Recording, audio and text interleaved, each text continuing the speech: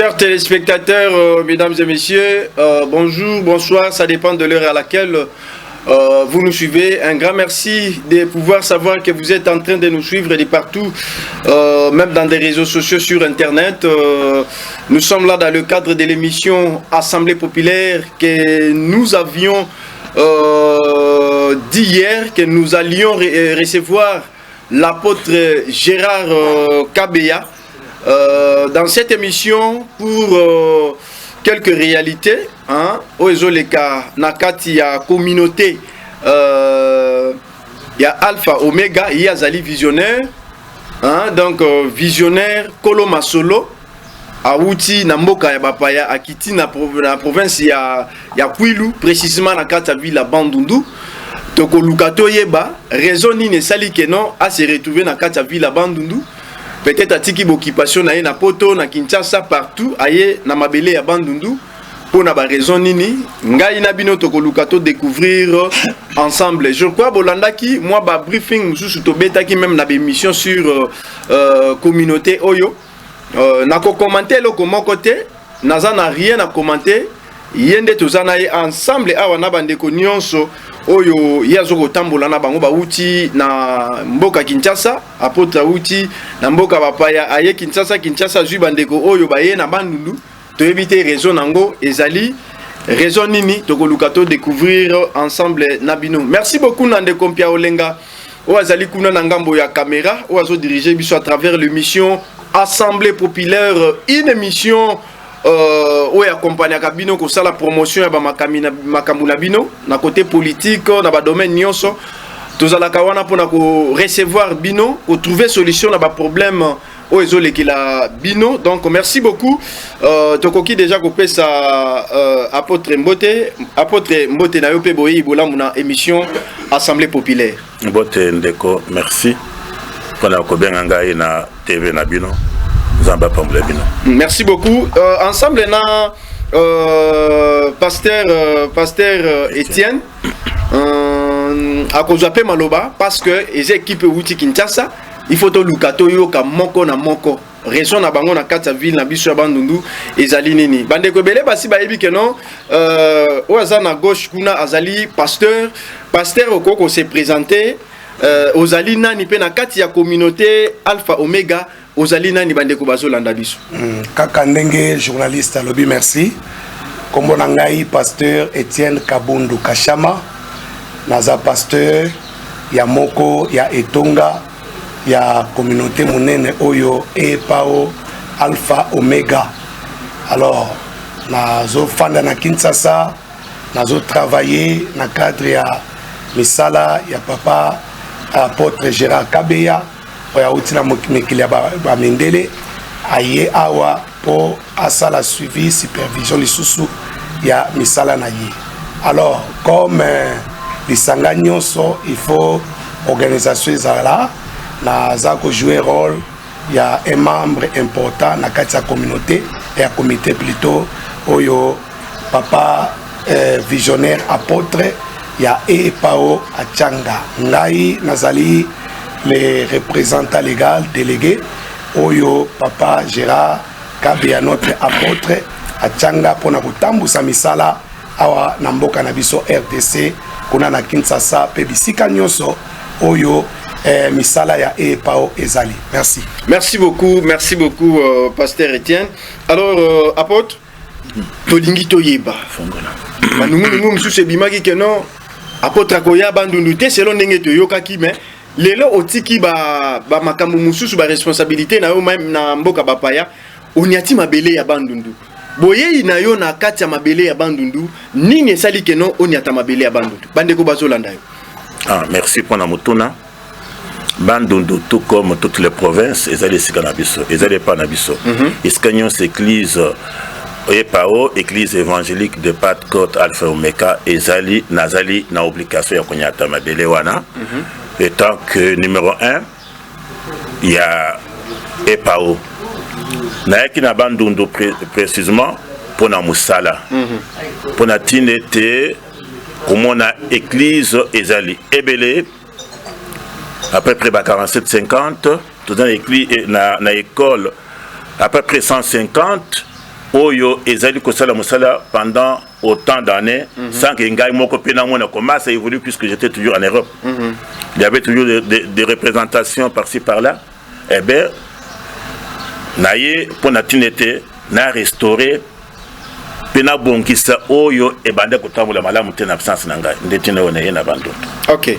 Alors betela bisona no mwa lisolo muke likanisito vision ya ko créer communauté oyo et la kayo ndengeni est-ce que zalaka na ndoto to oyo kaka ndeko moko boazu mwa likanisi a créer yo probité en ndenge ndeko wana sali bonga pays faut kaka likanisi wana ya ko créer communauté e wuté la kiyo wapi. Merci. Et par église évangélique de Pentecôte Alpha Omega ezali une église et un message prophétique. Tout ça qui n'a quatre na mabondeli na mboka Charleroi, je dis bien pour la province il y a Bruxelles na le 15 novembre 1992. Tout ça qui n'a quatre il y a mabondeli na bandeko. Alors c'est par là na bossing la c'était une zamba l'exhibition tu sais ko sala puisque tout ça toujours ko sambela kana cellule. Nzambe to sala ko boni pendant 4 ans et 3 ans que je suis dans ces pays, il faut que Moussana yo et mon samape et que de ces liboso. Puisqu'on a qu'un na poto na mission. J'avais une vision na 4 na Mboka Congo na 83 mais il est s'est réalisé na 89. Nzambe kolexanga ke okende poto ko diriger ba mindele na batumindu na lolenge ya kokamba église na ngai. Apesanga kombote. Ngai a ona Congo nazaki na église o babien comme bonne semence. O tukutana kina pasteur Etienne Bangonyos awa babilenge. Alors quand on a commis kuna na kati ya prière wana Nzambe a répondre ngai le moment est venu. Sika obo le kovanda kana basili na kata banda côté musale ebima libanda. Voilà, il aura ceci, il aura cela. Alors vous savez fongomaki le 15 novembre dans la lobby 1992 na mboka Belgique. Na 1994 quand na mboka Belgique ne ba pesi biso autorisation au babing awa personnalité juridique kuna tozo bengango moniteur belge. Ba pesi biso nani nzela était tout ça là. Numéro na banzi ba balanda kinga na ensemble on a ça qu'il y a 3 jours. Bah, il y a numéro na PC qui c'est 90 94 90 94 bar 94. Il y a moniteur belge. Alors Moussale bandi na kati na yango bandeko mayoka kisango. À partir il y a Congo, comment l'œuvre continue là-bas et le nom que Dieu m'a donné na vision. Nzambe a pesingai kombo kutiena église libanda église évangélique de Pentecôte Alpha et Omega. OK. Ah, on a mboka Congo en 1996, il y a eu des problèmes na bandeko awa ponatina il y a mikanda il y a kosa dango musala na kati église. Na ce moment-là c'était makambu ya mobulu na kati na mboko yo soki ba moni bino bosangane na coin pour et c'était toujours ba membre ya IDPS faut pas déranger bino. En plus aussi place bandeko bakenda pona koloka ba mikanda c'était c'était quoi encore? C'était chez les assemblées de Dieu. Les assemblées de Dieu. Il y a eu un peu Cadez plutôt, c'est ça le nom. Bazoki un peu Kokoso. Nde babinga na poto du papa awa yokuna église de Fongé mais awa nous risquons d'être bloqués. Il faut que je mikanda pe à côté. Il faut que je mikanda à côté. Non, il n'y a pas de problème. C'est par là. En 1996 on a tindi délégation à partir il y a poto, il y a pasteur Jean-Pierre Kwelele et pasteur Robert Le Koji Kabamba. Ils sont venus pour natinete mikando ya biso ya poto ba la kisa awa pour natinete ba accepter biso comme église du droit belge. J'insiste pour dire et pao ezali église au botami na poto. Alors tant bandeko ba komi na nani mboka na biso Balexi Mikandawana, ils étaient bien accueillis dans le ministère de la Justice. C'est par là, avec notre personnalité juridique, nous appelons moniteur belge, les mêmes numéros de la personne de la Pote Moussala Salam.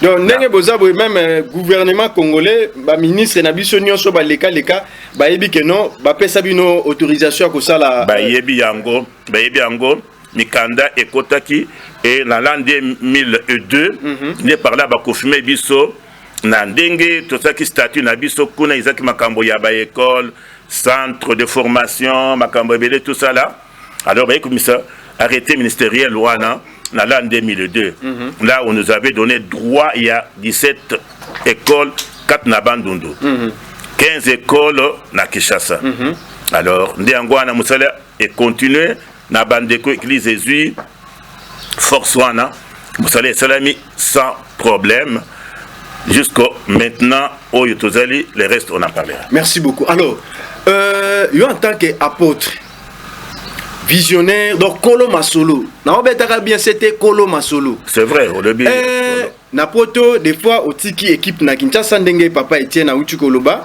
il fait partie ya ba membre depuis azalana bango pe kino lelo azawana oui maintenant l'équipe oyo tikaka tango za na poto l'équipe nyonso batu nyonso yo tikaka ko gérer activité ya communauté na niveau ya Congo oui.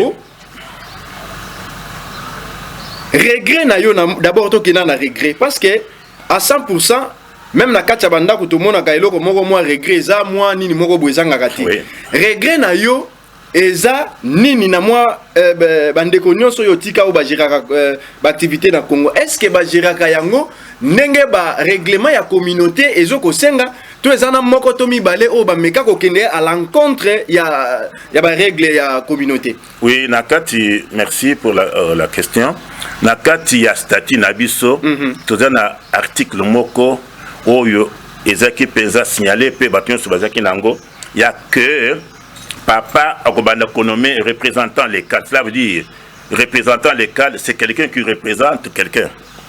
Un représentant légal a dit qu'il représentait quelqu'un. C'est quelqu'un là, c'est le numéro 1.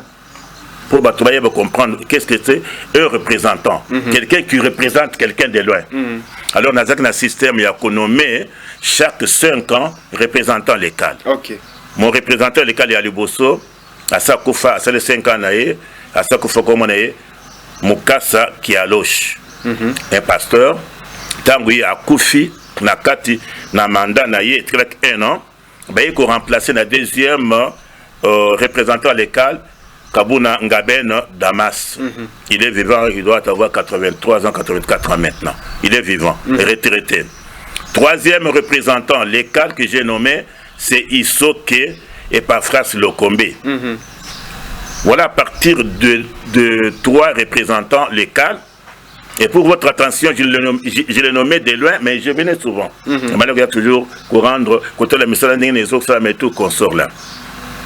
Alors, le troisième représentant légal, nous avons créé, moi et Lokomoko, Katnao Yabiso, a créé, mais avec nos statuts, avec nos articles, tout ça, ça veut dire, et Lokomoko Zanga Kombo, ça veut dire, aux yeux et Lokoyamoto, au créer loko 4 na iloko ya moto. Vous comprendre et comme tu wenget. Donc il no lelo au gardaye ou biotia libanda. Tété. Tant il a créé eloko na bongo kaka bateau il bazo travailler na inde bakuti ke moto aza moto ambeba moto ba désordre. OK. Batie libanda. Batie libanda sikawa na le rapport que batie libanda. Ba selenga rapport moko tenga pour moi c'était toujours kazali wana. OK. Ba profiter na moi temps wana. Puisque hier à célébrer makambo na wana il sous 1 an avant que le mandat soit là. Alors, le rapport n'est que après. Après que Balongoli, alors Bango Moko va choisir ce que Moutoussou peut remplacer. Alors, je voulais dire ceci. Parmi Bangouana, tout le monde a représentant légal, au vice-président, tout ça là. Alors, liste Isaac Ndebongo. On peut continuer pour arriver. Peut-être on a défendre Bamakamoussousou, pasteur Etienne Akokozomalo. D'accord, merci beaucoup, apôtre. Pasteur Etienne, tozonga moi muke na ngambo na yokuna parce que na kati ya communauté na bino na o etali tolo belana mingi mamba begliste parce que na kati ya Bandundu na Kwilu eloko ezobeta moi makelele mingi eza ba problème à coordination. Gouvernement congolais a fait sa autorisation na etali makambo ya école, il faut que la coordination provinciale moko na sous coordination provinciale moko. Alors pourquoi dédoublement moko eza na kati ya ba coordination na bino ya communauté na bino? Il y a deux sous coordination provinciale. Qu'est-ce qui se passe? Est-ce que l'État a salé bino document moko boye? Il y a coupé sa bino autorisation à cause de la deux coordination sous provinciale oyo bande ko mususu bazana yangote to réalité za penani ni betela biso na moi lisolo. Merci journaliste. La banzi papa pesi déjà aval la compréhension à likambo toza koloba awa.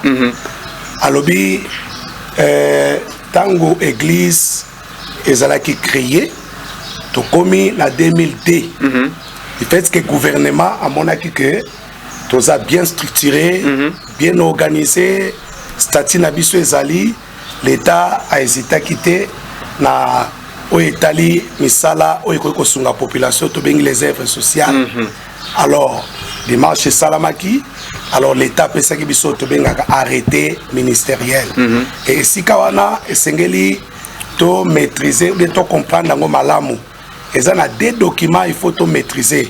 Document liboso ezali la personnalité juridique. To benga na lopoto na mukanda o l'État pesi pour être bino bosala misala na bino loko l'église tout ça ainsi de suite. Alors mukanda wana la personnalité juridique moto apesa kayango ezali ministre ya justice à l'époque. Alors personne to bengi arrêté ministériel ezali document oyo ministre ya enseignement EPST ne moto apesa kabiswango. Alors gouvernement yaki kopesa entité communauté et pao et pesa ki bango mukanda wana. Alors tant tozwa ki mukanda wana na kati arrêté na arrêté oyo gouvernement pesa ki biso arrêté wana et pesi nzela tozala na coordination provinciale moko coordination sous-provinciale moko na des conseilleries. OK. Ordre yango wana. Oyo ki papa lobi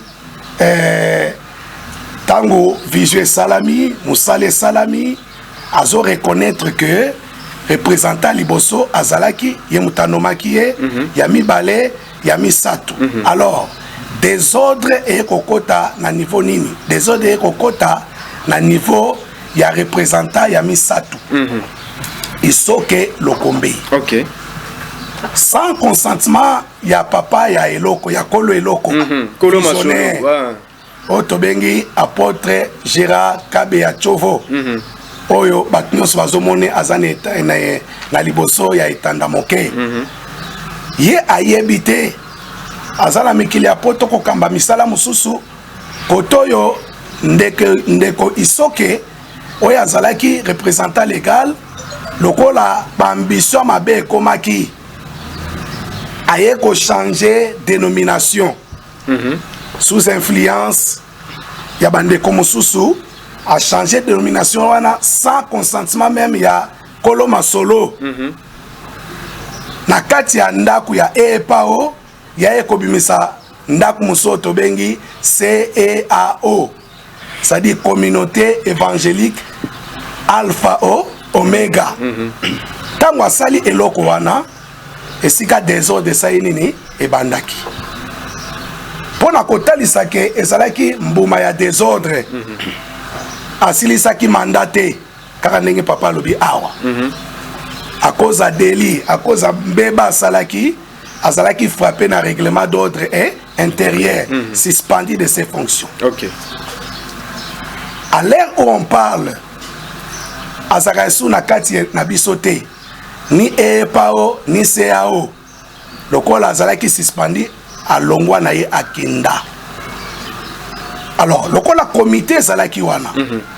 Batali kete et sa organisation est recotée à la boyété. Ne bazwaki premier vice. Oya azalaki na comité directeur ya régime ya Isoke Lokombe. Mais c'est Laurent Bengo. OK. Azala ni na kacha communauté na bino. Azalaki toloba azalaki naye pao azalaki parmi ba azalaki azali susute. Azali susute parce que tozali susu na bango te et comme ba entité différente. Biso totikali EPAO, Église évangélique de Pentecôte Alpha O Omega. Bolandi lisolo. Donc bozo garder kaka barité na bino, bozo document les go tozo garder ango. Statut, personnalité quoi ça, statut, règlement droit intérieur na mukanda au gouvernement pesa biso to bengi arrêté. So bango ba kutaka bino na ba document wana. Kutaka biso na ba document wana.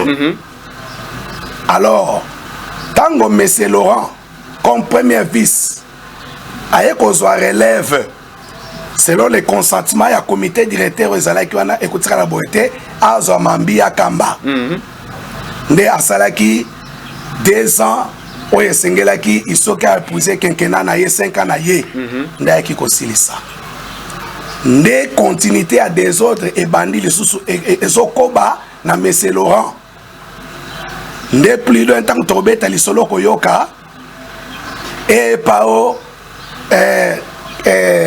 bureau provincial moko sous-provincial mibale oya mibale wana eza mbuma ya désordre ya oyo kamba manana il faut préciser oyo kamba mibale oyo zo ba désordre zo kamba manani un certain si c'est coordinateur Ndijo oyo kamba manaye ekelami légalement te na mikanda ya EPAO eza mbuma ya désordre oye bandi na isoke et continuer na mbengo.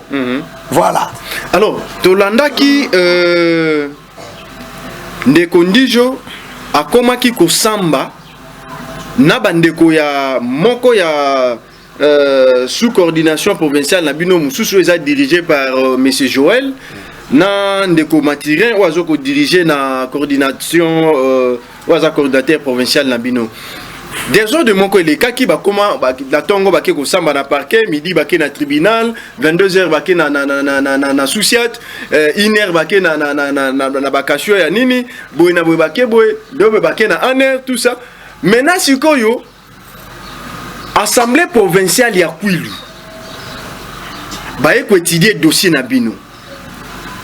Selon les investigations qui sont menées, parce que nous avons même la lettre Mouchouchou, Assemblée provinciale a commis l'EPST. Il y a kozongi sa bino na ba droit na bino, il y a kolongola messendijo ya kotiaye libanda. Maintenant sikoyo, je ne sais pas où en sommes-nous. Bon, dans un niveau ni, est-ce que vous informez que Assemblée provinciale est commis l'EPST? Vous allez informer na dossier wana. Mais c'est les journalistes toza informé na yango. Mais eloko aliboso esengeli to éclaircir opinion ezali nini. OK. Assemblée générale ayaki kambala mo assemblée qui sa provinciale. Ayaki mbala moko te akota na makambo oyo sans que to consulter ye. Viba des autres oyo. Parce que papa na biso kolo eloko tango ayoki ba désordre nyonso oyo azala ko bisa sala nini aya. Tango ya ye eloko aliboso asalaki ezalaki nini ayoki nini ezoleka na kati ya bamakambo nyonso oyo lokola papa a essayé atia kimia aramene bato nyonso na kati ya raison bango lokola bakotaki finda nzela na bango baponaki déjà basantetaki baboyaki. Alors papa lokola le numéro 1 le patron ya entité oyo tobengi EPAO a procédé à une décision, il y a suspension. A suspendaki comité directeur nyonso ya monsieur Laurent Bengo. OK. Ko banana ye tikino na moto ya suka. A suspendaki ba journaliste ayep a suspendaki le numéro 1 c'était monsieur Laurent Bengo comme le représentant légal. OK. Ayeko suspendre Moïse Bakuluka. Azalaki secrétaire général à Katia comité. Yacéao. Ayeko suspendre Mouika Ngombe comme caissier, trésorier national à suspendaki. Ayeko suspendre relationniste pasteur Chora à suspendaki. Et ayeko suspendre lisusu pasteur Nico. Bangonde bazalaki bao bazalaki ko composer comité directeur ya CAO. Désordre na tango ya kiti asololi ayoki bango lokola papa lokola balingai komi kiti sate kola nanzela na yete à suspendre bango nyonso. Suspension sur les cas kunate. Suspension landa qui peine à Kwilu awa. À suspendre. À suspendre Ndijo. Oyazalaki coordinateur sous-provincial. Ah na Kwilu awa. OK. Alors allez-y à comprendre que Yé azalaki kokamba deuxième sous-coordination oyazalaki illégalement installé les représentants l'apôtre ayebaki yangote na consentement na été arrêté na biso pe pesa biso na 2002 arrêté oyo pesa biso ndingisa to sa mambi oyo ekosalisa population bitelo. D'accord, voilà. Merci beaucoup. Yamboto kendena na gauche à droite, tous vandana nous kaka wana na problème ya Ndijo wana. Maintenant bolobi ke botia déjà libanda. Rapport nenga zo sala parce que nous apprenons que nous azoko ba ko sala musala. Ba enseignant bazali, bureau ezali, batu bazali tout ça zo diriger bango. Alors rapport après ça kana epa nani. Na bino na communauté. Ndijo totia ke je m'excuse pour la parole brusquement. Ndijo totia ke le bande depuis le 4 septembre l'an 2024. OK. Ce qui dit je vais ça dans traitement na lenga na ye au kutunga na ebité pasteur Etienne ko continuer na koloba. Voilà. Motune zali rapport après ce que pas ya nani. Opinion population bakonzi ya mboka bazolanda les représentants internationaux ya entité oyo et pao. Alors lokola ye asispandaki Ndijo atikali en liaison na représentant na ye légal monsieur Laurent Bengo oyo apôtre asispandaki lokola bango batikali kaka na autonomie na bango ya CAO. Alors par entêtement illégalement azoko pesa rapport pa ya monsieur Laurent Bengo na structure wana révoqué et pas ya apôtre. Donc c'est ça le problème. Puisque tango ngai na longoli bango na désigné toujours quand même date wana ba oya ngai oyo ba kosala musala. C'est par là que j'ai nommé nani cordon provincial na sous-provincial. Il s'agit de Matireur et Joël. C'est ça, là où il devrait avoir mes rapports. Donc, reconnu dans la communauté. Oui, reconnu par la communauté. Le reste. Maintenant, si vous avez besoin de nini et pas de conditions. Demande nabino ezana nous d'abord nini. Yamboto ke na décision EPST, tozonga et pas assemblée, to ke nena nous boye. Vous en tant que l'apôtre, visionnaire Kolo Masolo. Nanga bukuna bolobi ke non. Ndizo Azala déjà rejeté, ça fait plusieurs années presque, tout le bateau qui est déjà 2 ans. Oui. Maintenant, si vous demande nayo nangambu ya Ndijo, vous en tant qu'apôtre, visionnaire, demande nayo les années. Oui, je pense bien que Tango Ndijo Azali exclu et pas Nabiso, demande nanga c'était que le colacé qu'on créé ou bien que s'adhérer à la communauté qu'on a évité ce combo CVV. Oh, il y a d'autres CVV, CAO, Soki, CAO, CVV. Oh, il y a mon Azali, coordinateur et mandataire, Soki, Yabilok, Niniwana et Abango. Asande Moussale Kuna, Atika et Pao.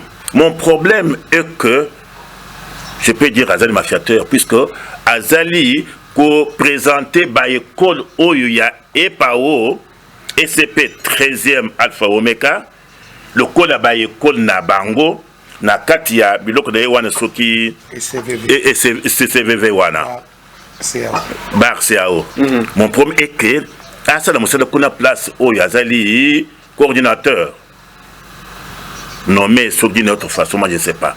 Atika et Pao, Atika SCP 13e école conventionnelle Pentecôtiste 13e Alpha Omega Atika Yango, puisque moi je ne le connais pas. C'est ça mon problème. Merci beaucoup, apôtre. Yamboto Pesa, pasteur Etienne Maloba. Tozongi sikoyo na cadre, parce que tout le monde a kanakati ya ba coordination, l'école tango c'est créamé, à la primaire, secondaire, tout ça. l'État appelle ça frais de fonctionnement na ba école wana nyonso de façon que ba tonga ba bongisa ba sala nyonso tout ça boy na boy. Alors na ba frais de fonctionnement nyonso ezalaka eza administration mobimba. Depuis Ndekondi Jazala révoqué na communauté, ça fait presque 2 ans selon Koyoka Maloba Nabino. Na otali ba frais de fonctionnement. Est-ce que bozana compte moko boye obo créa na banque moko songolo pakala oyo banque koko viraka bambongo wana lelo soki par exemple na 2 ans oyo bokeyi bokoko kuta misolo wana nyonso ezali et soki bokuti ke misolo wana ezate réaction na bino koko zala nini na ngambo de condition. Oui, c'est vraiment le problème ezalinde oyo. Service au babengi Sekopé. Nandeko oyo babengi directeur ya Proved. OK. Nde bato basengeli sikawa koyebisa biso depuis que j'ai nommé le mien cordon matériel na cordon Joël. Depuis la mbongo ya il y a eu de l'autre et outi na gouverneur et outi na assemblée provinciale et outi na bakonzunion surtout voir même bakonze SPT oye ezali kopesa bango ningisa ya ete musala esala na lolenge sengeli na bo yangai nde sikawa biso tozo kosenga na Sekopé na Proved bapesa biso lettre wana o iza ko permettre biso to sala musala puisque il y a eu l'assemblée provinciale oyo azaki na likambo na kati na maboko ba décider que makamyo ezonga na SCP gouverneur bango bakomi il paraît commis PK pour bazonga la bino na badura. C'est vrai, c'est ça le problème qu'on a pour le moment. Il faut que bazong frais de fonctionnement na bawa yangai ba les 2 cordons pour être SCP mais ça là ezala malam. Alors pasteur Etienne aux 8 ans ya ko vanda na bandeko nyonso oyo apôtre Noma kino lelo parce que apôtre zakane mingi na poto yo tozo telo moi misu mingi parce que yonde ovanda kana Kinshasa oyebi organisation. Alors na organisation na bino na niveau ya Kinshasa to na RDC ndenge organisation na bino ezali caméra eza awa bandeko pe bazota la bino na misu pe apôtre au profiter na occasion oyo nini oyo esengeli penza bobongisa to nini eloko nini esalaka yo esengo na kati organisation obino bozana ngo na kati ya Congo bandeko bazota la yo eza communauté oyo historique nango na banzi papa apôtre apesi eloko aliboso esengo nanga ezali nini toza reconnu na l'état. OK. Toza batute tozo sala misala na biso libanda ya mibeko ya mboka. L'état ayebi biso toza na statut na biso toza na règlement d'ordre intérieur na biso et l'état lokola tanga ki biso mabongise na biso apesa ki biso arrêté pour na kosunga population na cadre ya misala ya nzambe pe ndenge tozali kosala parce que toza communauté ya école conventionnée tozo viser pe kuna évangélisation na kati esengo na biso oyanga d'abord ezali yango wana ya misa tunako koloba ezali confiance oyo le numéro 1 apesi epai na biso toza na droit to trahir ye il faut to soutenir ye na vision oyo azwaki epai na nzambe ti ndenga ye boye amoni misala asepeli mais pasi muke ezali kaka koya ye awa ezalaki aya po amona misala asepela mais aye kokuta désordre oyo ebandi na mese isoke mese mbengo elati ba ndijo oyo baza kosala illégalement aza ya biso te mais azo bénéficier na oya biso nde pasi yango wana mais naza na esengo na sens na yebisi yo. Merci beaucoup. Alors, apôtre, je crois, to bandiko koma déjà presque na souka. Oui. Il y a entretien na biso, bolobi tellement makambo belé, makambo tellement belé. Alors, Lilobanayo ya suka na cadre liwate na cadre passage émission. Lilobanayo ya suka pona mukolo ya lelo na etali émission ya lelo to yambiyo sur organisation na bino interne surtout beaucoup plus dans le secteur il y a coordination to betina masolo mingi existé parce il y avait à boire et à manger na ngambu ya makambo ba coordination kuna lilobano ya suka ko banda na gouverneur de province toye na assemblée toye ministre EPST toye na bande ko justice toye na bande ko nyonso mezala ndeko ndijo lilobano ya suka na passage émission ekoko zala nini. Merci beaucoup. Le balanga yasso que Zali interpellé le monsieur que vous avez appelé je ne sais pas que atika ndenga atika ki libele ya mama na ye makambo etali SCP 13e alpha et omega puisque Azali c'est la fraude. Je l'appelle fraude voleur. Je m'excuse pour les mots puisque Azali Mutuya SCPT, Azali Mutuya EPAOT, mais il se permet, il y a Kozua, Yé Elongo, na Mutuya Dinakope, là je parle de messieurs. Non, là je parle de messieurs, le directeur. Oh, Azali Mutuya Sekope, monsieur Pembe, que Babongi Seye Nandijo, puisque Bayebani. Je ne mâche pas les mots. Bayebani. Batika, enseignant. Il y a SCP 13e, Bazo Seller Nabango, Pebatika Ba Cordon, on a tiré, Basa Nabango dans les calmes, Peba libérer frais de fonctionnement, où il y a Sengeli que Basa Lango Msala dans l'Engue Sengeli. J'ai dit cela et je répète. Nous avons s'adresser à gouverneur. Gouverneur, il y a province, nous avons s'adresser à président, il y a assemblée. Provincial où il y a comme qui mukanda pour n'atteindre bande kunyo son atangi ministre ya EPST na batunaye ba libérer misala gestion ezela na mamboko ya SCP 13e ba saleli en côté puisque jusque là nazo mona eloko mon côté ba interpellé où il va commettre sincerement provède na directeur ya d'Inakopé ou bien Sekopé. Nous avons s'adressé aussi à Anner qui nous a reçus, c'est toujours au Ponaka Oyo. Nous avons s'adressé à Mokonzi, au Babenki, commissaire provincial Yabandundu, qui nous a aussi, qui m'a aussi reçu, pour être Babwa Kalis na Likambo Oyo. Je m'adresse, je pense à toutes les autorités Yabandundu Kwilu qui battent Likambo Oyo. Puisque Oyo ndizo azali kosala azali neti azali mokonzi ya batu nyonso ye azakana mutu moko te oyo aseni kotosa. Alors naza ko interpréter ko yebisanga te ba bongisa makambo oyo na lolenge sengeli pendant temps oyo nga nazali awa. Je suis ici jusqu'à la semaine prochaine. S'il n'y a pas de vérité d'organisation et de réalisation na makambo nga na yeli, je pense bien que le niveau national est kozala signaler et informer na makamunyo tunakuti au nabandon. Puisque même au départ, je pense que tout le monde était au courant.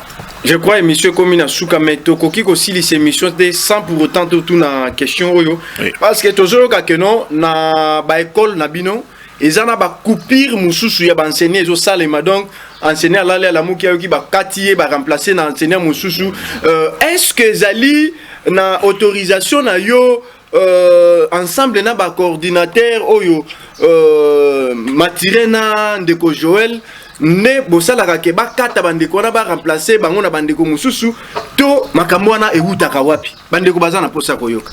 Merci même pasteur Etienne akoko répondre biso. Merci journaliste pona maloba na banzi olobele likambo ya kopir pona kokata agent il faut koyeba bakati na arrêter nini. Très bien. Alors tokota na mozindo ya kunate mais tozo moto na ndijo parce que ye azana SVV bar CAO. OK.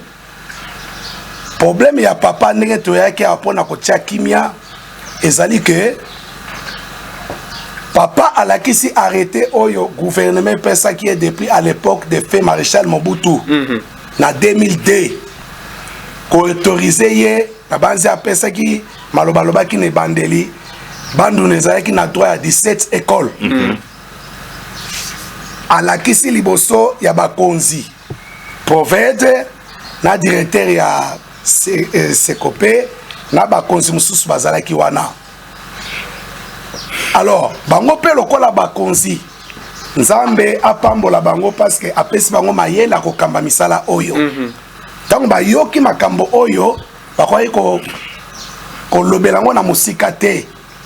Papa yaki babengi équipe ya Mesentijo pona kotuna ye. Arrêté oyo papa zali na yango ezopesa endingisa atambusa ba école awa pe l'état apesa confiance apesa mukanda wana. Yo opanchaki na CAO na SVV. Alors sikoyo na kati ya lisolo ndenge ezali ozwi en otage 14 écoles oyo eza figuré na arrêté ya EPAO. Oza ko rassonner ba mbongo, oza ko marginaliser ba agent oyo memi. Alors bakonzi papa na biso prophète na papa na biso directeur a Sekopé batunie liboso ya batu nyonso arrêté ni nezopesa yo makoki ya kosala makambo oyo. Monsieur les journalistes pe baza kolanda biso ti siko tozali awa Mesentijo atikali kolakisa arrêté ata moko te ezala ya SVV bar CAO tomoni yango te bakonzi ya mambi habitelo bamoni yango te tosuka ke sika wana. Alors kaka ndenge papa lobi bakonzi merci Nabino parce que botie mis na likambo oyo fini la récréation. Merci Nabino parce que bozo foni ba effort pour être eloko ezonga acquis les droits. Eloko biso toni koloba ezali boye kaka ndenge papa lobi gestion ezonga na mukolo nango na mukolo na yango. Ba avantage nyonso ezonga njijo azako sala makambo wana illégalement na répéter lisusu libanda ya mobeko akangi ba agent ya EPAO Alpha Omega 13e en otage azako jouir na ba avantage o esengeli ekota na réseau ya EPAO Alpha Omega. Alors kaka ndenge papa lobi bakonzi ya l'état basunga likambo oyo ezonga acquis les droits. Ndijo azonga na raison soka kotika la kosala na réseau ya SVV bar CAO biso toza kuna te wana eza makambo na ye mais oyo ezali ya EPAO Alpha Omega ezonga ndenge papa ye awa alingi kosasire akozonga esika azalaka te tikino akozwa éclaircissement na makambo oyo pe badroit ya baja na ye badroit ya baenseignant oyo bakataka oyo bazwaka sumbongo te ezonga na molongo nde wana tokosukisa makambo na biso. Merci beaucoup, chers téléspectateurs, mesdames et messieurs. Nous sommes arrivés pratiquement à la fin de cette émission. Nous recevions pour vous l'apôtre Gérard Kabeya Tchovo, donc le visionnaire. Il y a communauté Oyo, il y a EPAO, hein, donc EPAO, donc parce que bandeko musu tanto baza suna ba ena bango mususu mais ya zana EPAO. Donc toyambaki bango awa ensemble na équipe mobimba ya Kinshasa bandeko na biso musu ba uti Afrique du Sud papa uti na niveau ya ba Londres ceux qui Angleterre kuna toyambi bango na cadre émission na ba débat nyonso ezoleka na kati ya Kwilu na oetali bongo ba coordination na bango je crois bolandi à long et à large ba détail nyonso ndenge ba uti ko pesa mais nous sommes toujours là pour Landela toujours évolution à Makambu en tant que des journalistes. Nous investiguons pour avoir plus de détails na kati ya dossier Oyo. Ça n'est fini pour cette émission. Un grand merci na Ndeko Mpia Olenga, ngai Ndeko Maluki Nkufi Oyo azwaki temps ya accompagner bino pendant tout au long de cet entretien. Merci beaucoup et à la prochaine. Au revoir.